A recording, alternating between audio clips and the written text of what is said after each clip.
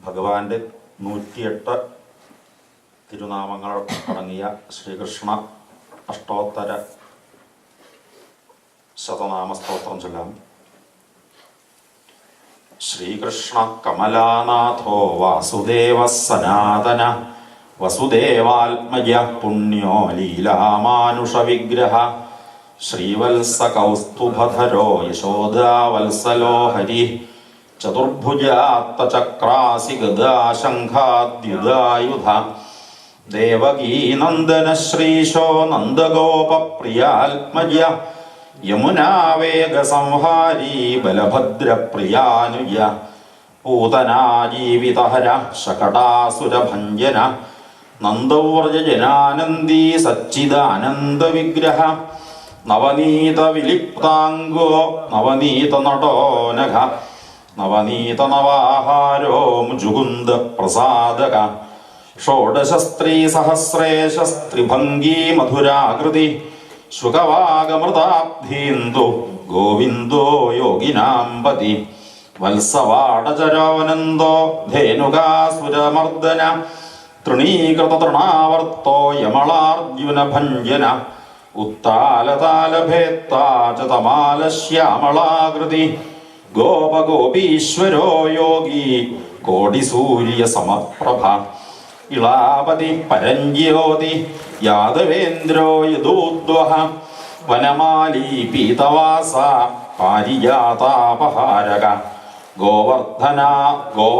ഗോവർദ്ധനാചലോദ്ധർത്ത ഗോപാല സർവപാലക അജോ നിരഞ്ജന കാമജനക കഞ്ചലോചന മധുരാനാഥോ ദ്വാരകാനായകോ ബലീ വൃന്ദാവനാന്ത സഞ്ചാരി തുളസീദാമഭൂഷണ സ്യമന്തകമണേർഹർത്ത നരനാരായണാത്മക കുബ്ജാകൃഷ്ടാംബരധരോ മായി പരമപൂരുഷ മുഷ്ടികാസുരചാണൂര മല്ലയുദ്ധ വിശാരദ സംസാര വൈരീ കംസാരി മുരാരിർ നരകാന്തക അനാദിർ ബ്രഹ്മചാരീ ച കൃഷ്ണാവ്യസനകർഷക ശിശുപാല ശിരച്ഛേത്ത ദുര്യോധന കുലാന്തക വിദുരാക്രൂരവരദോ വിശ്വരൂപ പ്രദർശക സത്യവാക് സത്യസങ്കൽപ്പ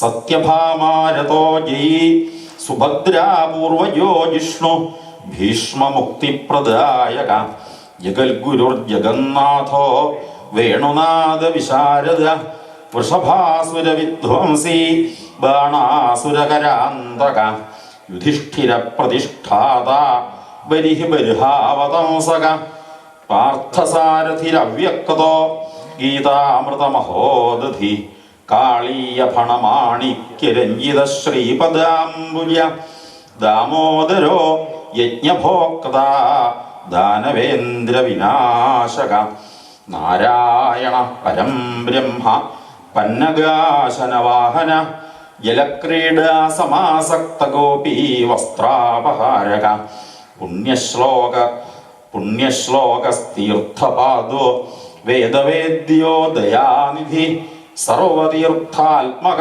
സർവഗ്രഹരൂപീ പരാൽപര. ഓം ശ്രീകൃഷ്ണായ നമഃ.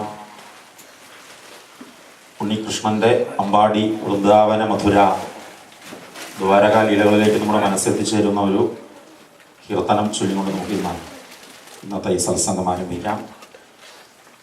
കൃഷ്ണ ഹരേ ജയ കൃഷ്ണ ഹരേ ജയ കൃഷ്ണ ഹരേ ജയ കൃഷ്ണ ഹരേ കൃഷ്ണ ഹരേ ജയ കൃഷ്ണ ഹരേ ജയ കൃഷ്ണ ഹരേ ജയ കൃഷ്ണ ഹരേ. മലയാളാക്ഷരം പഠിക്കാനും കൂടി ഈ കീർത്തനം പഠിച്ചാൽ പറ്റും. അ ആ ഇ ഈ ഉ ഊ എന്നുള്ള അക്ഷരങ്ങളാണ് അതിൽ. കുട്ടികൾക്ക് മലയാള അക്ഷരം കൂടി പഠിപ്പിക്കാൻ ഈ കീർത്തനം പഠിപ്പിച്ചാൽ മതി. കരിമോകിൽ വർണ്ണന്റെ തിരുവൂടലെന്നോടെ അരികിൽ വന്നെപ്പോഴും കാണാകേണം. കൃഷ്ണ ഹരേ ജയ കൃഷ്ണ ഹരേ ജയ കൃഷ്ണ ഹരേ ജയ കൃഷ്ണ ഹരേ. കാലിൽ ചീലമ്പും കീലുക്കി നടക്കുന്ന ബാലഗോപാലനെ കാണാകേണം. കൃഷ്ണ ഹരേ ജയ കൃഷ്ണ ഹരേ ജയ കൃഷ്ണ ഹരേ ജയ കൃഷ്ണ ഹരേ. കിങ്ങിണിയും വാള മോതിരവും ചാർത്തി ഭംഗിയോടെ മുമ്പിൽ കാണാകേണം. കൃഷ്ണ ഹരേ ജയ കൃഷ്ണ ഹരേ ജയ കൃഷ്ണ ഹരേ ജയ കൃഷ്ണ ഹരേ. കീർത്തിയേറിടും ഗുരുവായൂർമേവുന്നോരാതിഹരൻ തന്നെ കാണാകേണം. കൃഷ്ണ ഹരേ ജയ കൃഷ്ണ ഹരേ ജയ കൃഷ്ണ ഹരേ ജയ കൃഷ്ണ ഹരേ. കുഞ്ഞിക്കൈ രണ്ടിലും വെണ്ണ കൊടുത്തമ്മ രഞ്ജിപ്പിക്കുന്നതും കാണാകേണം. കൃഷ്ണ ഹരേ ജയ കൃഷ്ണ ഹരേ ജയ കൃഷ്ണ ഹരേ ജയ കൃഷ്ണ ഹരേ. കൂത്താടിയിടും പശുക്കുട്ടികളുമായി ഒത്തുകളിപ്പതും കാണാകേണം. കൃഷ്ണ ഹരേ ജയ കൃഷ്ണ ഹരേ ജയ കൃഷ്ണ ഹരേ ജയ കൃഷ്ണ ഹരേ. കെട്ടിയിട്ടിടുമൂരലും വലിച്ചങ്ങു ഒട്ടുകൂത്തുന്നതും കാണാകേണം. കൃഷ്ണ ഹരേ ജയ കൃഷ്ണ ഹരേ ജയ കൃഷ്ണ ഹരേ ജയ കൃഷ്ണ ഹരേ. കേകീകളെ പോലെ നൃത്തമാടിടുന്ന കേശവ പൈതലേ കാണാകേണം. കൃഷ്ണ ഹരേ ജയ കൃഷ്ണ ഹരേ ജയ കൃഷ്ണ ഹരേ ജയ കൃഷ്ണ ഹരേ. കൈകളിൽ ചന്ദ്രനെ മെല്ലെ വാരുത്തിയ ലോകൈകനാഥനെ കാണാകേണം. കൃഷ്ണ ഹരേ ജയ കൃഷ്ണ ഹരേ ജയ കൃഷ്ണ ഹരേ ജയ കൃഷ്ണ ഹരേ. കൊഞ്ചിക്കൊണ്ടോരോരോ വാക്കരുളിടുന്ന ചഞ്ചല നേത്രനെ കാണാകേണം. കൃഷ്ണ ഹരേ ജയ കൃഷ്ണ ഹരേ ജയ കൃഷ്ണ ഹരേ ജയ കൃഷ്ണ ഹരേ. കോലും കൂഴലുമേടുത്തു വനത്തിൽ പോയി കാലിമേക്കുന്നതും കാണാകേണം. കൃഷ്ണ ഹരേ ജയ കൃഷ്ണ ഹരേ ജയ കൃഷ്ണ ഹരേ ജയ കൃഷ്ണ ഹരേ. കൗതുകമേറുന്നോരുണ്ണി ശ്രീകൃഷ്ണന്റെ ചേതോഹര രൂപം കാണാകേണം. കൃഷ്ണ ഹരേ ജയ കൃഷ്ണ ഹരേ ജയ കൃഷ്ണ ഹരേ ജയ കൃഷ്ണ ഹരേ. കംസ സഹോദരി തന്നിൽ പിറന്നോരു വാസുദേവൻ തന്നെ കാണാകേണം. കൃഷ്ണ ഹരേ ജയ കൃഷ്ണ ഹരേ ജയ കൃഷ്ണ ഹരേ ജയ കൃഷ്ണ ഹരേ. കണ്ണന്റെ ലീലകൾ ഓരോന്നും വെവ്വേറെ എണ്ണി എണ്ണി കണ്ണിൽ കാണാകേണം. കൃഷ്ണ ഹരേ ജയ കൃഷ്ണ ഹരേ ജയ കൃഷ്ണ ഹരേ ജയ കൃഷ്ണ ഹരേ. കൃഷ്ണമൂകിൽ വർണ്ണ കൃഷ്ണീകൂലേശ്വര കൃഷ്ണാംബൂജക്ഷണ കൈതോഴുന്നേൻ. കൃഷ്ണ ഹരേ ജയ കൃഷ്ണ ഹരേ ജയ കൃഷ്ണ ഹരേ ജയ കൃഷ്ണ ഹരേ. സർവത്ര ഗോവിന്ദനാമ സങ്കീർത്തനം ഗോവിന്ദ.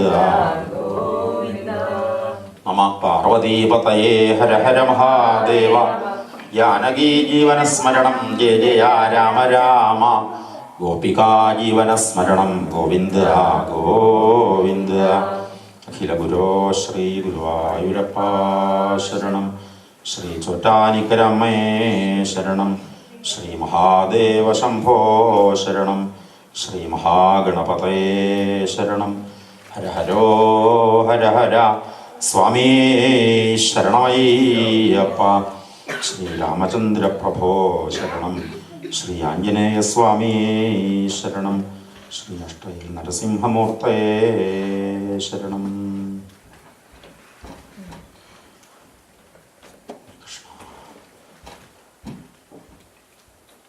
ഭാഗവത മാഹാത്മ്യത്തിൽ ഭാഗവതം തുടങ്ങുമ്പോൾ പ്രാർത്ഥിക്കേണ്ട പ്രാർത്ഥന മന്ത്രങ്ങളെക്കുറിച്ച് വേദവ്യാസൻ പറഞ്ഞിട്ടുണ്ട്. ആ ഒരു പ്രാർത്ഥനയോടുകൂടി നമുക്കൊന്ന് ആരംഭിക്കാം. സംസാരസാഗരേ മഗ്നം സംസാരസാഗരേ മഗ്നം ദീനം മാം കരുണാനിധേ ദീനം മാം കരുണാനിധേ. കർമ്മഗ്രാഹഗൃഹീതാംഗം കർമ്മഗ്രാഹഗൃഹീതാംഗം മാമുദ്ധര ഭവാർണവാൽ മാമുദ്ധര ഭവാർണവാൽ. ആദ്യ പ്രാർത്ഥന, ഈ സംസാരം ഒരു വലിയ സാഗരമായിട്ടാണ് ഋഷീശ്വരന്മാർ വീക്ഷിച്ചത്. സമുദ്രത്തിലെ തിരമാലകൾ എന്ന പോലെ, ജലപ്രവാഹം എന്ന പോലെ ഈ ലോകത്തെ ദൂരെ നിന്നൊരു ചിത്രമെടുത്തുകൊണ്ട് അവർ കണ്ടു ജനങ്ങളുടെ ഈ പ്രവാഹം. ഓരോ ജീവന്മാരുടെയും ജീവിതത്തിൻ്റെ യാത്രയുടേതായ ആ ഒരു പ്രവാഹം. എവിടേക്കാണ് എല്ലാവരുടെയും ഈ ഒഴുക്ക് എന്ന് ശ്രദ്ധിച്ചപ്പോഴാണ് അവരാരും കരയിലെത്തിച്ചേരണില്ല. ഈ കടലിൽ തന്നെ കിടന്നിങ്ങനെ വട്ടം തിരിക്കുന്നതായ ഒരു അവസ്ഥയാണ്. കരയിലേക്ക് എത്തിച്ചേരാൻ കർമ്മം ചെയ്താൽ മാത്രമേ സാധിക്കുള്ളൂ. എന്നാൽ ആ കർമ്മം ചെയ്യുന്തോറും കർമ്മം വീണ്ടും വീണ്ടും നമ്മളെ കാമത്തിലേക്ക്, മോഹത്തിലേക്ക്, ജീവിതത്തിന്റെ പ്രാരബ്ധത്തിലേക്ക്, ഈ സംസാര സാഗരത്തിന്റെ ആഴങ്ങളിലേക്ക് താഴ്ത്തിക്കൊണ്ടുപോകണു. പൊങ്ങി വരണമെന്നും കരയ്ക്കെത്തണമെന്നും എല്ലാവരും മോഹിക്കുന്നുണ്ട്. പക്ഷെ വീണ്ടും താണു പോവുകയാണ്. അത്തരം ഒരു ജീവിതത്തിന്റെ ഈ ശ്വാസം മുട്ടലുകളിൽ നിന്ന്, ജീവിതത്തിന്റെ മാനസിക പിരിമുറുക്കങ്ങളിൽ നിന്ന് എങ്ങനെയാണ് രക്ഷപ്പെടാനായിട്ട് സാധിക്കുക? നമ്മളെ കൊണ്ട് ആരെ കൊണ്ടും കൂട്ടിയാൽ രക്ഷപ്പെടാൻ സാധിക്കില്ല എന്ന് ബോധ്യപ്പെട്ടുകൊണ്ടാണ് രക്ഷപ്പെടുത്താവുന്ന ഒരാളെ ആശ്രയിക്കുക എന്ന് തീരുമാനിച്ചത്. അങ്ങനെ രക്ഷപ്പെടുത്താവുന്ന ഒരാളാണ് ഈശ്വരൻ.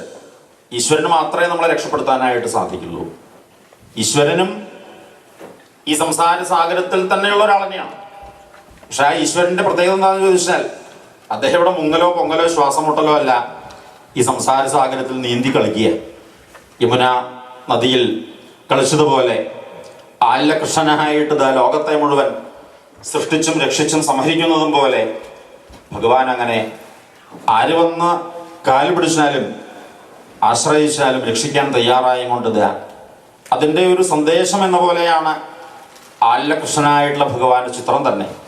കുഞ്ഞി കൈകളെ കൊണ്ട്, കുഞ്ഞി കാല് പിടിച്ചുകൊണ്ട്, ആ കുഞ്ഞി ചുണ്ടിലേക്ക് കുഞ്ഞി വിരല് കൊണ്ടുവന്ന് ആ കാലിൻ്റെ പെരുവിരൽ കുടിക്കുന്ന ഭഗവാന്റെ ആലകൃഷ്ണനായിട്ടുള്ള ചിത്രം തന്നെ ലോകത്തിനുള്ള ഈ സന്ദേശമാണ്. നിങ്ങൾ എന്തിനാ വെറുതെ പരിഭ്രമിക്കുന്നത്? ഞാൻ തന്നെ എൻ്റെ പാദങ്ങളെ ആശ്രയിച്ചിരിക്കുന്നു, നിങ്ങൾക്കും ആശ്രയിക്കാനായിട്ട് എൻ്റെ പാദങ്ങളുണ്ടല്ലോ എന്ന ആ ഒരു ചിത്രം കണ്ടപ്പോഴാണ് മാർക്കണ്ഡേയൻ 6 മന്വന്തര കാലം ചിരഞ്ജീവിയായി ജീവിച്ച് പിന്നീട് ഒരു മായയിൽപ്പെട്ട് പൊങ്ങിയപ്പോൾ ആ ഭഗവാന്റെ പാദങ്ങളെ മുറുകെ പിടിച്ചതും, മാർക്കണ്ഡേയന്റെ അടുത്തേക്ക് നരനാരായണ മഹർഷിമാർ വന്നപ്പോൾ സ്തുതിക്കണതും, പിന്നീട് പാർവതി പരമേശ്വരന്മാർ വന്ന ആ മാർക്കണ്ഡേയനെ അനുഗ്രഹിക്കുന്നതായിട്ടുള്ളതായ കഥകളും ഭാഗവതത്തിലെ അവസാന കഥാഭാഗമാണ്. ആശ്രയം, ഭഗവാനല്ലാതെ മറ്റാരുമില്ല എന്ന് ഭാഗവതം നമുക്ക് ഉറപ്പിച്ച് പറഞ്ഞു തരണു. ഇവിടെ നമ്മൾ ചൊല്ലിയ ആ ശ്ലോകത്തിൻ്റെ സാരമതാണ്. സംസാര സാഗരത്തിൽ മുങ്ങിപ്പൊങ്ങണവരാണ്, ശ്വാസം മുട്ടണവരാണ്, കർമ്മങ്ങളാകുന്ന മുതലപ്പിടുത്തത്തിൽപ്പെട്ട് വീണ്ടും വീണ്ടും പോകണവരാണ്. സംസാര സാഗരേ മഗ്നം ദീനമ്മാം കരുണാനിധേ. ദൈന്യത അനുഭവിക്കുന്ന, ദുരിതങ്ങൾ അനുഭവിക്കുന്ന ഞങ്ങളൊക്കെ കരുണാവാരിധിയായ അവിടുന്നല്ലാതെ മറ്റാരും ആശ്രയമില്ല. ദീനമ്മാം കരുണാനിധേ. കർമ്മഗ്രാഹഗൃഹീതാംഗം, കർമ്മങ്ങളാകുന്ന ഈ മുതലപ്പിടുത്തം എന്ന് പറഞ്ഞാൽ മുതലയുടെ പല്ലുകൾ അങ്ങനെയാണ്, പിടിപിടിക്കാൻ പറ്റില്ല. അഥവാ പിടിപിടിക്കാച്ചാൽ അവിടുന്ന് അങ്ങോട്ട് പോകുക എന്നല്ലാണ്ട്, കഷ്ണം മുറിഞ്ഞു പോകുക എന്നല്ലാണ്ട് വേറെ രക്ഷയില്ലാന്ന് അർത്ഥം. അത്തരത്തിലാണ് ഈ കർമ്മങ്ങളുടെ ഒരു പിടുത്തം. അത്തരം കർമ്മ മുതലപ്പിടുത്തത്തിൽ നിന്നെല്ലാം അവിടുന്ന് മാമുദ്ധര, ഉദ്ധരിക്കണേ, രക്ഷിക്കണേ എന്ന് നമ്മളിപ്പോൾ പ്രാർത്ഥിച്ചു. അങ്ങനെ പ്രാർത്ഥിച്ചാൽ നമ്മുടെ അടുത്തേക്ക് വരാൻ ഭഗവാൻ അത്ര അടുത്താണോ?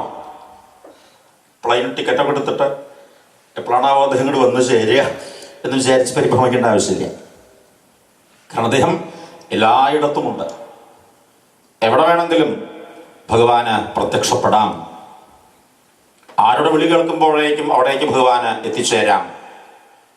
എല്ലാവരുടെയും അന്തര്യാമിയാണ് ഭഗവാൻ. എല്ലാവരോടൊപ്പവും ഭഗവാനുണ്ട്. നമ്മൾ വിചാരിക്കുകയാണ് എൻ്റെ കൂടെ ആരുമില്ലല്ലോ. സത്യത്തിൽ എൻ്റെ കൂടെ ഭഗവാനുണ്ട്. ആരില്ലാണ്ടായാലും ഭഗവാൻ കൂടെയുണ്ട്. എൻ്റെ എന്ന് നമ്മൾ പറയുന്ന എല്ലാം നമ്മളെ കൈവിട്ടു പോകും. എൻ്റെ ശരീരം തന്നെ എന്നെ കൈവിട്ടു പോകും. എൻ്റെ പ്രാണൻ തന്നെ, അയ്യോ എനിക്ക് ശ്വാസം വലിക്കാൻ വയ്യാണ്ടായിട്ടോ എന്ന രീതിയിൽ എൻ്റെ പ്രാണൻ തന്നെ എന്നെ കൈവിട്ടു പോകും. അപ്പോഴും എൻ്റെ കൂടെ ഉണ്ടാകുന്ന ഒരാളാണ് ഈ പ്രാണവല്ലഭനായ, സർവർക്കും പ്രാണനും കൊടുക്കുന്നതായ, ജീവൻ തന്നെയായ, എല്ലാവരുടെയും ജീവനായ ഭഗവാൻ. ഭഗവാൻ നമ്മളോടൊപ്പം ഉണ്ട്. നമ്മളത് തിരിച്ചറിയണില്ല എന്ന് മാത്രമേ ഉള്ളൂ. ഇത് തിരിച്ചറിയാനുള്ളതായ വഴികളാണ്, ആ തിരിച്ചറിവാണ് ഭാഗവതം നമുക്ക് പറഞ്ഞു തരണത്. അങ്ങനെ ഒരു തിരിച്ചറിവുണ്ടാകുമ്പോൾ മനസ്സിലാവണോ, ഈ ഭാഗവതം തന്നെയാണ് ഭഗവാൻ. ഭഗവാനും ഭാഗവതവും തമ്മിൽ വേറെയല്ല. ഭഗവാൻ എന്ന കൃഷ്ണാവതാരം സ്വീകരിച്ച് തൻ്റെ ആ നാടകത്തിൻ്റെ തിരശ്ശീല വീഴുമ്പോൾ, ദ്വാരക സമുദ്രത്തിൽ താണുപോകുമ്പോൾ ആ ഭഗവത് ചൈതന്യത്തെ ലയിപ്പിച്ചത് ഈ ഭാഗവത ശബ്ദ തരംഗങ്ങളിലേക്കായിരുന്നു. അതുവരെ ഭഗവാനെ കാണാവുന്ന ഒരു സ്വരൂപം ഉണ്ടായിരുന്നു എങ്കിൽ പിന്നെ ഭഗവാനെ കേൾക്കാവുന്ന ആ ഒരു നാദമായി, ശബ്ദമായി, ശബ്ദ ബ്രഹ്മമായി ഭഗവാൻ മാറുകയായിരുന്നു. ശബ്ദബ്രഹ്മസ്വരൂപേണ ഈ ഭാഗവതം മുഴുവനും ഭഗവാനാണ്. ഭാഗവതത്തിന്റെ ഒരു ശ്ലോകം വായിക്കുമ്പോൾ ആ ശബ്ദമായിട്ട് ഇവിടെ എത്തിച്ചേരണത് ഭഗവാനാണ്. ഇന്നത്തെ ടെക്നോളജി നമ്മൾ ഇന്ന് ചൊവ്വ വരെ എത്തിച്ചേർന്നിരിക്കുന്നു. ഈ ലോകത്തിന്റെ പല പല കാര്യങ്ങളെയും നേരിട്ട് കണ്ടുപിടിച്ചു കഴിഞ്ഞിരിക്കുന്നു. ശബ്ദത്തെ രൂപമാക്കാനും രൂപത്തെ ശബ്ദമാക്കാനുമുള്ളതായ ടെക്നോളജി കമ്പ്യൂട്ടറുകളിലുണ്ട്. അപ്പൊ ശബ്ദമായി ഭഗവാൻ ഇവിടെ എത്തിച്ചേരുന്നു. ഭാഗവത ശബ്ദമായി ഭഗവാൻ എത്തിച്ചേരുന്നു. ഭാഗവതത്തിലെ ഓരോ ശ്ലോകങ്ങളും വായിക്കുമ്പോൾ അത് വെറും ഒരു ശ്ലോകങ്ങളല്ല, ആ ശബ്ദമായി ഭഗവാൻ ഇവിടെ പ്രത്യക്ഷപ്പെടുകയാണ്. ഈ ശബ്ദത്തിനെല്ലാം എന്തെങ്കിലും രൂപങ്ങളുണ്ടോ എന്ന ഒരു ഗവേഷണവുമായിട്ടാണ് അടുത്ത കാലത്ത് കേരളത്തില് യാഗമൊക്കെ നടക്കുന്നുണ്ടായത്. 75കളിൽ പഞ്ഞാളിൽ യാഗം നടന്നു. സ്റ്റാള്, അമേരിക്കയിൽ നിന്നാണ് തോന്നുന്നത്, സ്റ്റാള് വന്നിട്ടാണ് യാഗം നടത്തിയത്. ഞാനന്ന് വേദം പഠിക്കുന്ന കാലമായിരുന്നു. പിന്നെയും യാഗങ്ങൾ ധാരാളം നടക്കുന്നുണ്ടായിട്ടുണ്ട്. 90കളില് തൃശ്ശൂരടുത്ത് കുണ്ടൂര് എന്ന് പറഞ്ഞ സ്ഥലത്ത് യാഗം നടക്കുമ്പോൾ ആ യാഗത്തിനിടയിലെടുത്തതായ ഫോട്ടോ എൻ്റെ കയ്യിൽ ഇപ്പോഴും സൂക്ഷിച്ചു വെച്ചിട്ടുണ്ട്. ഞാൻ ഒരു ക്ലിയർ ക്യാമറ എന്ന് പറ്റിയാണ് ആ ക്യാമറയുടെ പേര്. ശബ്ദത്തിനെ ഫോട്ടോ എടുക്കാവുന്നതായ ഒരു ടെക്നോളജി കണ്ടുപിടിച്ച് ഓരോ മന്ത്രം ജപിക്കുമ്പോഴും, യാഗത്തിനിടയിലുള്ളതായ ഓരോരോ വേദമന്ത്രങ്ങൾ ജപിക്കുമ്പോഴും അതിൻ്റെ എല്ലാം ചിത്രങ്ങൾ ആ ക്യാമറയിൽ പതിയുന്നതായ രീതിയിൽ പകർത്തിയെടുത്തിരുന്നു. ഓം നമ ശിവായ, ഓം നമ ശിവായ എന്നൊക്കെ ഭഗവാന്റെ പഞ്ചാക്ഷര മന്ത്രം ജപിക്കുമ്പോൾ ഭഗവാൻ അങ്ങനെ നടരാജ് നൃത്തം വയ്ക്കുന്നതായ ചിത്രം അന്തരീക്ഷത്തിൽ രൂപാന്തരപ്പെടുന്നതും അത് പകർത്താവുന്നതായ ക്യാമറകളും അന്ന് കൊണ്ടുവന്ന് പകർത്തിയിരുന്നു. കാൽനൂറ്റാണ്ട് പിന്നിട്ടപ്പോഴേക്കും ടെക്നോളജിയുടെ പുതിയ പുതിയ മേഖലകളിലേക്ക് നമ്മൾ കടന്നു ചെന്നപ്പോഴേക്കും നമ്മുടെ കൈകളിലുള്ള മൊബൈലിൽ പോലും എത്രയോ അത്ഭുതാവഹങ്ങളായ ആ കാഴ്ചകൾ, ശബ്ദത്തെ രൂപമാക്കാനുള്ള, രൂപത്തെ ശബ്ദമാക്കാനുള്ളതായ മാർഗങ്ങൾ, ഭാഷയെ മാറ്റിമറിഞ്ഞാനുള്ളതായ സൗകര്യങ്ങൾ. പ്ലെയിനിലിരുന്നിട്ട് ഞാൻ ബബ്ബ എന്ന് പറഞ്ഞിട്ടൊക്കെ സംസാരിക്കാൻ പറ്റാട്ടിരുന്നപ്പോൾ അതിലത്തെ ആ സുന്ദരി വന്നിട്ട് എൻ്റെ അടുത്ത് വന്നിട്ട് മൊബൈലിൽ ഇംഗ്ലീഷിൽ ഏത് ഭാഷയാണെന്ന് ചോദിച്ചു. അപ്പം ഞാൻ മലയാളം എന്ന് അടിച്ചു കൊടുത്തു. ഉടനടി മലയാളത്തിലുള്ളതായ ഭാഷ വന്നു. എനിക്ക് എന്താണോ സംസാരിക്കാനുള്ളത് അത് മലയാളത്തിൽ എനിക്ക് അങ്ങോട്ട് പറയാം, അവർക്ക് മനസ്സിലാവാവുന്നതായ ആ ഒരു ടെക്നോളജി. ഞാൻ പറഞ്ഞു പറയുന്നത് അത്രയധികം നമ്മൾ ഇന്ന് പുരോഗമിച്ചു കഴിഞ്ഞു. അതുകൊണ്ട് തന്നെ ഈ കാര്യം മനസ്സിലാക്കാൻ ഒരു പ്രയാസവുമില്ല. ഭഗവാൻ ഇന്ന് ശ്രീകൃഷ്ണൻ നമ്മുടെ എല്ലാം മുമ്പിലേക്ക് ശബ്ദ ബ്രഹ്മസ്വരൂപേണ എത്തിച്ചേരുന്നു. ആ ഭഗവാൻ ശബ്ദ ബ്രഹ്മസ്വരൂപമാണ് ഈ ശ്രീമദ് ഭാഗവതം. അതുകൊണ്ട് തന്നെ വേദവ്യാസൻ അന്നേ പറഞ്ഞു, കൃഷ്ണനെ അന്വേഷിച്ച് വേറെ എവിടേക്കും പോകേണ്ട ആവശ്യമില്ല. ഇന്ന് യമുനാതീരത്താണ്, പുണ്യഭാരതത്തിലാണ് അവതരിച്ച ഭഗവാൻ മനുഷ്യനാട്ടി നടിച്ചത് എങ്കിൽ ഇനി മാറി വരുന്ന കലിയുഗത്തിന്റെ പുതിയ ആ ഒരു ശാസ്ത്രീയ പുരോഗതികൾക്കിടയിൽ ഭഗവാൻ എല്ലായിടത്തേക്കും എത്തിച്ചേരും. എല്ലായിടത്തേക്കും എത്തിച്ചേരാൻ വേണ്ടിയാണ് ഭഗവാൻ ഇങ്ങനെ ഒരു ശബ്ദ ബ്രഹ്മ സ്വരൂപത്തെ സ്വീകരിച്ചത്. ശബ്ദയാൽ എവിടെ വേണമെങ്കിലും എത്തിച്ചേരാനോ. അമേരിക്കയിലാണ് എന്ന് വിചാരിച്ച് അമ്മയ്ക്ക് വലിയ വിഷമമുണ്ടാകുന്നു. എന്നാലും വീട്ടിലെ അവൻ്റെ വിളി ഇടയ്ക്കിടയ്ക്ക് ഇങ്ങനെ വരുന്നുണ്ടല്ലോ, അല്ല ഇടയ്ക്ക് ഫോണിൽ ഇങ്ങനെ വിളിക്കുമ്പോൾ ഒരു സമാധാനം ഉണ്ടല്ലോ. മകന്റെ ശബ്ദം വീട്ടിലിരുന്ന് അമ്മയ്ക്ക് കേൾക്കാൻ സാധിക്കണോ, അച്ഛന് കേൾക്കാൻ സാധിക്കണോ? നമ്മളിവിടെ ഇരുന്ന് എപ്പോൾ പറയുന്നുവോ അതേ സെക്കൻഡിൽ അവിടെ ഇരുന്ന് കേൾക്കാൻ സാധിക്കണോ? ശബ്ദം ഉച്ചരിക്കുന്ന മാത്രയിൽ തരംഗങ്ങളായി എല്ലായിടത്തേക്കും എത്തിച്ചേരുന്നു. അതുകൊണ്ട് തന്നെ ശബ്ദ ബ്രഹ്മസ്വരൂപത്തെ ഭഗവാൻ സ്വീകരിച്ചപ്പോൾ ഭഗവാൻ ഒരിടത്തുനിന്ന് മറ്റൊരിടത്തേക്ക് പോകാൻ വേണ്ടിയിട്ട് പ്ലെയിനിന്റെ ആവശ്യമില്ല, യാത്രാ സൗകര്യങ്ങളുടെ ആവശ്യമില്ല. ആ ശബ്ദമായി ഭഗവാൻ എല്ലായിടത്തേക്കും സഞ്ചരിച്ചുകൊണ്ടേയിരിക്കുന്നു. അങ്ങനെ ഒരു ശബ്ദമാകുന്ന സ്വരൂപത്തെ സ്വീകരിച്ചുകൊണ്ടാണ് ഭാഗവത രൂപത്തിൽ എല്ലായിടത്തും ഭഗവാൻ എത്തിച്ചേർന്നുകൊണ്ടിരിക്കുന്നത്.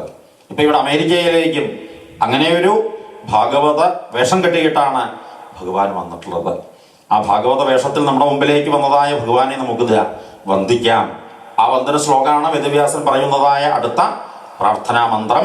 ശ്രീമദ് ഭാഗവതാഖ്യോയം, ശ്രീമദ് ഭാഗവതാഖ്യോയം. ഈ ഭാഗവതം എന്ന ഈ പുസ്തകം, ഇതൊരു പുസ്തകമായിട്ട് ആരും വിചാരിക്കരുത്, ഇത് പുസ്തകമല്ല, ഇത് ഭഗവാൻ തന്നെയാണ്. ശ്രീമദ് ഭാഗവതാഖ്യോയം പ്രത്യക്ഷ കൃഷ്ണ ഏവഹി. പ്രത്യക്ഷ കൃഷ്ണൻ തന്നെയാണ് ഈ ശ്രീമദ് ഭാഗവതം. ശ്രീമദ് ഭാഗവതാഖ്യോയം പ്രത്യക്ഷ കൃഷ്ണ ഏവഹി. ആ പ്രത്യക്ഷ കൃഷ്ണനായ ഭാഗവതത്തിനോട് നമ്മൾ പ്രാർത്ഥിക്കുന്നത് എന്താണ്? സ്വീകൃതോസി മയാ നാഥ.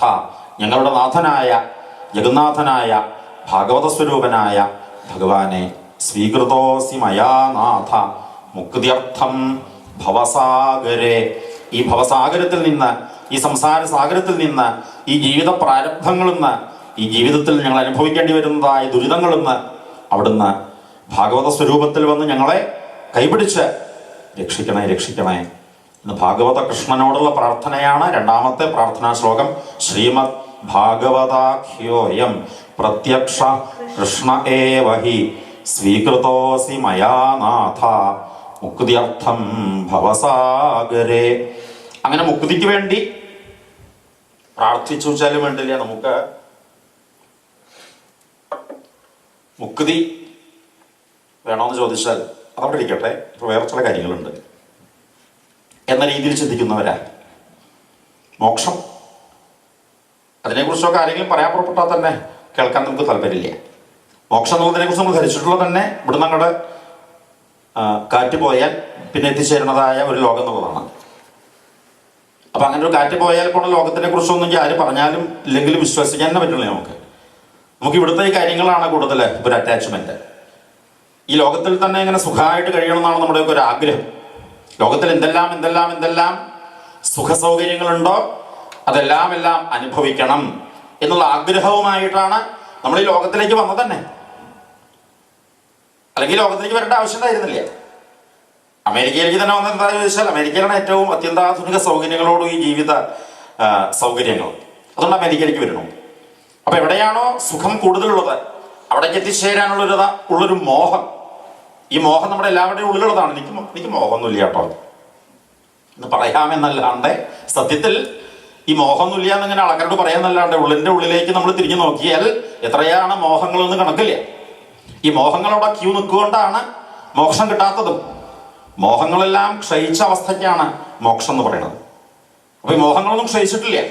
മോഹങ്ങൾ ഇനിയും അനേകമുണ്ട്. എത്രയോ എത്രയോ മോഹങ്ങൾ അവിടെ ബാക്കി കിടക്കണോ.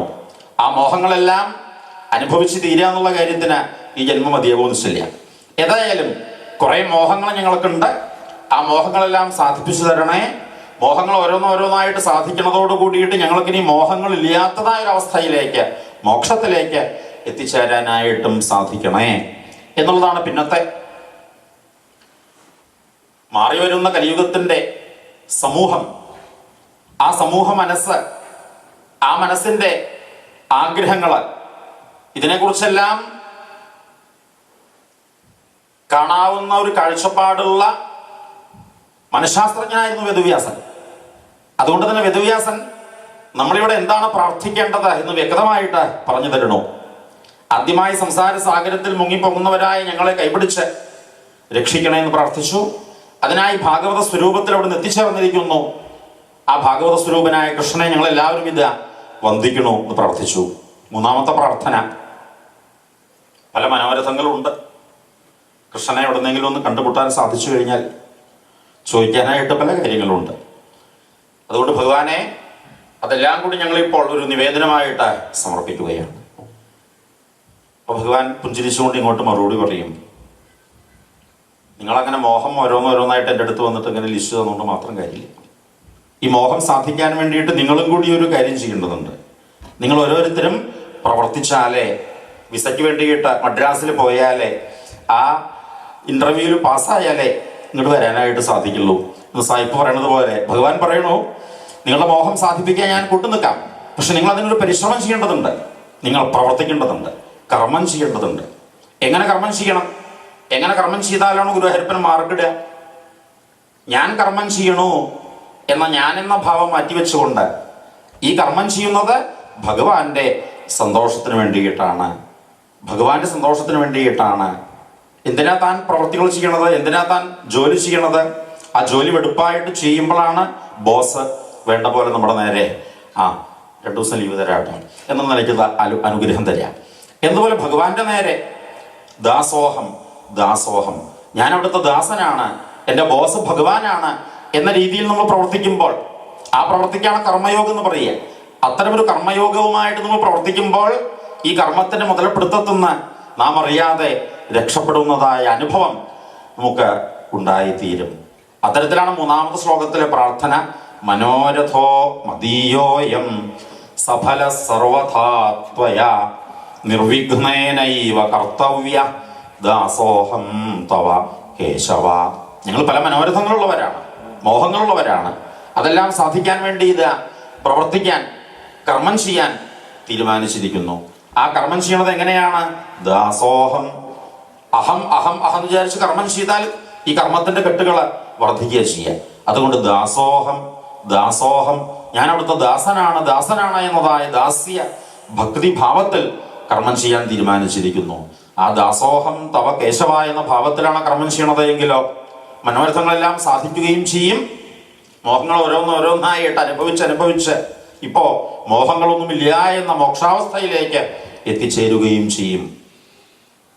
അത്തരമൊരു നേർവഴി, ഭഗവാന്റെ അടുത്തേക്കുള്ള വഴി, ഭഗവാനും ഞാനും എന്ന ആത്മബന്ധമുണ്ടാവാനുള്ളതായ വഴി കാണിച്ചു തരണവരാണ്, ആ വഴികാട്ടികളാണ്. ഈശ്വരൻ്റെ അടുത്തേക്കുള്ളതായ വഴി കാണിച്ചു തരണവരാണ് ഋഷീശ്വരന്മാർ, മഹർഷിമാർ. അവരെല്ലാം ആ വഴിയെ യാത്ര ചെയ്തവരാണ്, ഭഗവാന്റെ അടുത്തേക്ക് എത്തിച്ചേർന്നവരാണ്, ഭഗവാനെ നേരിൽ കണ്ട് അനുഭവിച്ച് ജീവിതം ആസ്വദിച്ചവരാണ്. അങ്ങനെയുള്ള ഏതെങ്കിലും ഗുരുനാഥനെ കണ്ടുമുട്ടുമ്പോൾ, ആ ഗുരുനാഥനെ വിശ്വസിക്കുമ്പോൾ, ആ ഗുരുനാഥൻ പറഞ്ഞു തരുന്നതായ വഴിയെ പോകുമ്പോൾ നമ്മളും ലക്ഷ്യത്തിൽ എത്തിച്ചേരാതെ കണ്ടിരിക്കുകയില്ല. ആരെയാണ് ഇവിടെ ഗുരുനാഥനായിട്ട് സ്വീകരിക്കേണ്ടത്? ഭാഗവതം തന്നെയാണ് ഗുരുനാഥൻ, ഭാഗവതം തന്നെയാണ് ഗുരുവായൂരപ്പനും. ഈ ഭാഗവതത്തെ തന്നെ ശ്വാസോച്ഛ്വാസമാക്കി മാറ്റിയ ആളാണ് വേദവ്യാസപുത്രനായ ശ്രീശുഖബ്രഹ്മർഷി. ആ ഭാഗവത ഗുരുനാഥനായ ശ്രീശുഖബ്രഹ്മർഷിയെ സാക്ഷാൽ ഗുരുവായൂരപ്പൻ തന്നെയായ ആ ഗുരുനാഥനെ വന്ദിക്കുന്ന പ്രാർത്ഥനയാണ് പിന്നീട് ശുഖരൂപ പ്രബോധജ്ഞ സർവശാസ്ത്ര വിശാരദ ഏതൽ കഥാപ്രകാശേന മദജ്ഞാനം വിനാശയ.